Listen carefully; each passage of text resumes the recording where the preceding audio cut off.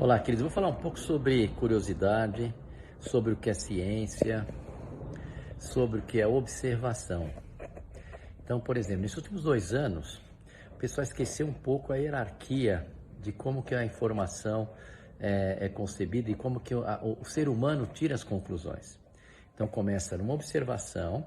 Nessa observação, a gente levanta hipóteses. Essas hipóteses aí sim são testadas com estudos que a gente chama randomizados. O que são estudos randomizados? São estudos com duplo cego. São estudos que você minimiza ao máximo o número de fatores externos que podem fazer com que você tire uma conclusão errada na sua tese. Muito justo. O que eu tenho visto? Tenho visto que está faltando curiosidade para as pessoas. A ciência nasce da curiosidade.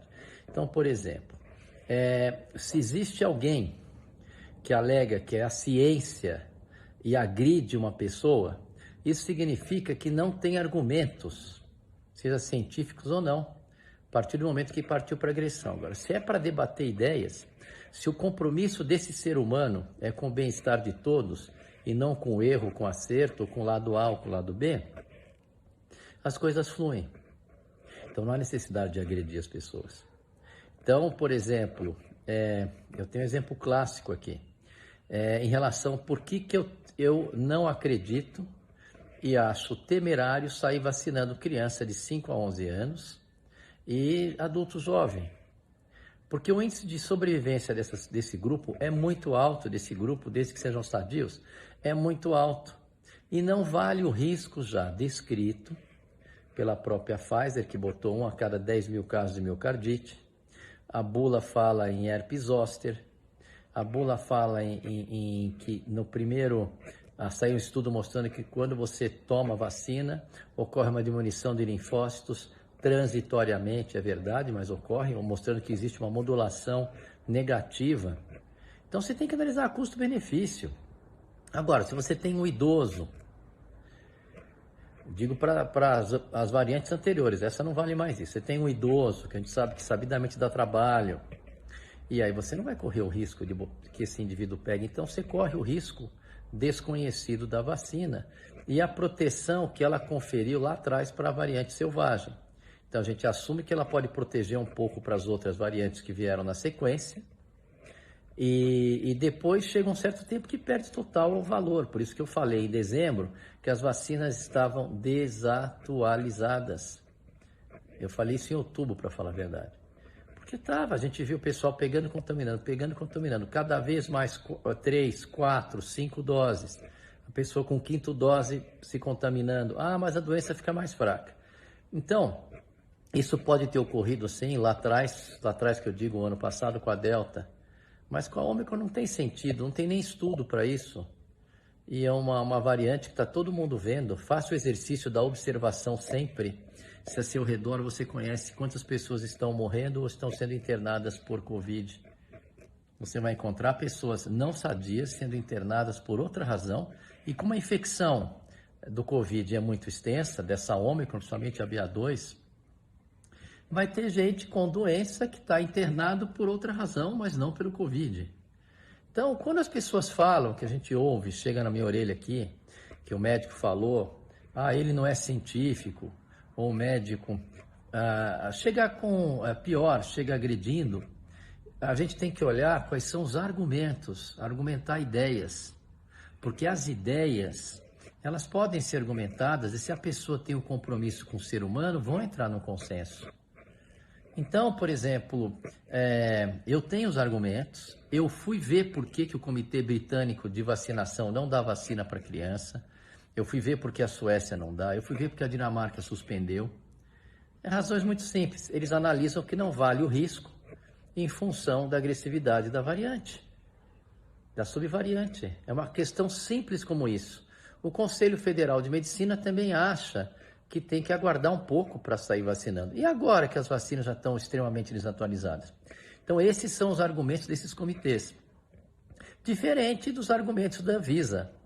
Então, por exemplo, fico constrangido quando aparece que essa vacina protege 95%. Ela protege lá atrás uma variante que não existe mais, não é nem variante, é da selvagem que não existe mais. Então, é só isso que me preocupa. Vamos voltar a pensar. Aí agora você vê dados de 3 médicos excepcionais dos Estados Unidos mostrando que ocorreram triplicação de complicações como paralisia facial de Bell, aquela que o Justin Bieber está agora. Não dá para dizer se é da vacina ou não, mas que a gente observou em 2021 e agora está aumentando também, que as complicações com patologias que não existiam antes e que quadruplicaram a incidência, tem que ser curioso e ir atrás e tentar pesquisar. Nós estamos com Covid desde o final de 2019 no mundo. Desde o final de 2019. 2020 não ocorreu isso. Isso começou a ocorrer em 2021. Então é algo para se pensar. Seria leviano sair acusando ou afirmando, sem embasamento, apenas pela simples observação desses médicos do Exército. Levantaram, ele tem um database lá, ele tem um banco de dados espetacular, no qual eles analisaram e viram que aumentaram as complicações. Viram que aumentaram os infartos, viram que aumentaram as miocardites, viram que aumentaram os quadros neurológicos, viram que aumentaram o derrame. Então, graças a Deus, isso não acontece com todo mundo, mas é algo que precisa ser curioso e ir atrás de respostas.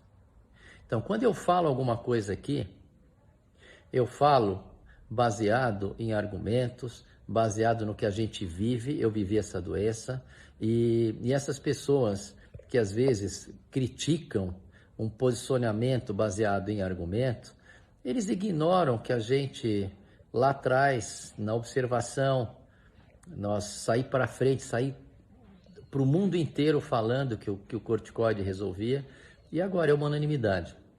Então nós temos que respeitar o ser humano, temos que botar o paciente em primeiro lugar e temos que voltar a ser curiosos.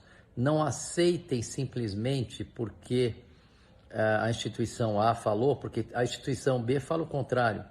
Procure entender o porquê das coisas. Isso é minha mensagem. O que eu estou vendo aqui é que realmente a procura já voltou a cair com essa variante BA2. Aí vai ter a BA4, BA5, mas são todos apresentando os casos muito leves. Então vamos voltar a vida ao normal, como falou meu colega lá nos Estados Unidos, o Dr. Peter McCullough, que tem que voltar ao normal, porque não estão congestionando hospitais. E vamos respeitar as pessoas que perderam entes queridos com a Covid, e nenhuma perda é aceitável. Mas o pânico é terrível e o pânico faz muito mal para a saúde, e o pânico aprisiona e o pânico bloqueia o raciocínio.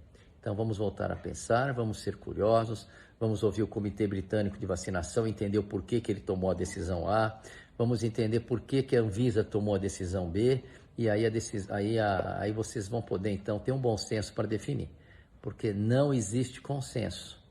E ao longo desses 2 anos, no mundo inteiro, todos aqueles que tentaram falar o que estavam vendo, compartilhar a experiência para ajudar, parece que só existia uma verdade. E isso foi péssimo. Então basta a gente pensar para tirar as nossas conclusões baseadas nos fatos. Então, feliz Dia do Namorado a todos. Vamos em frente com otimismo sempre.